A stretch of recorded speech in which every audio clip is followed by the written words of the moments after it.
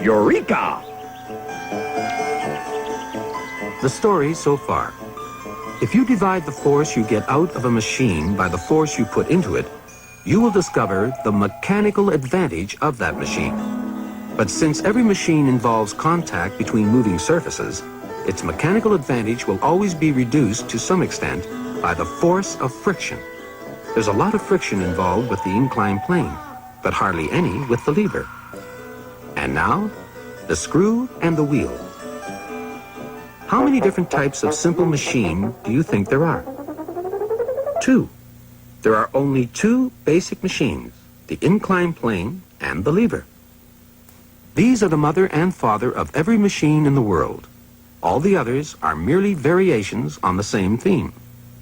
For example, there's a beautiful machine. No, not your car. The road. Yes, the road. A winding mountain road is a machine, too. Well, suppose the road didn't wind. Suppose it went straight up the side of the mountain. This is a much shorter way to the top, isn't it? And yet, it won't do you much good, because the engine of even your magnificent automobile hasn't enough force to lift your car straight up. But suppose we make the road long enough and the slope gentle enough for you to drive up the mountain with ease. What have we done now? Yes, we've made the road into an inclined plane, a simple machine. But that's an expensive way to go up a mountain. It requires an awfully long ramp. What if we wrap the inclined plane round the mountain instead? Now we're back where we started, with a winding mountain road, which is really an inclined plane in disguise. A twisted inclined plane, if you like. There are twisted inclined planes all over the place. This includes every device that has a spiraling, corkscrewing action, and which allows you to trade extra turning distance for reduced force, either to help you lift things or fasten things together. Here is the commonest example of all, the screw, which is, in fact, the very name which physicists give to every type of twisted inclined plane, the screw. So that's one of the descendants of the inclined plane. Hang on a minute. Can you give me an example of a simple machine that is descended from the lever? Well, you're holding one in your hand right now. Yet another machine that doesn't look like a machine. I know. But have you ever tried to open a door without a doorknob? You haven't got enough leverage, have you? That's where the doorknob comes in.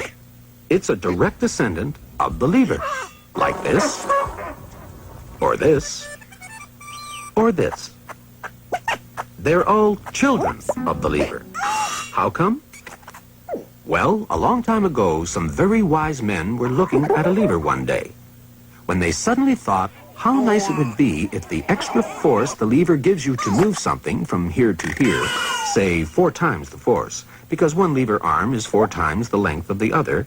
They wondered if this extra force could be extended through 360 degrees.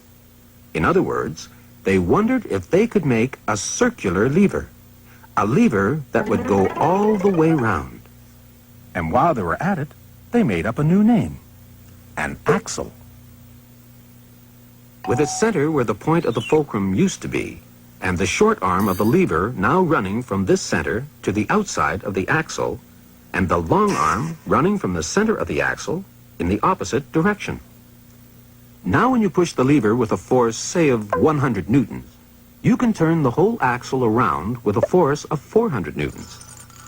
And that's how you're able to open doors and steer cars and ships and pull up anchors with such ease, thanks to the ancient wise men and their circular lever.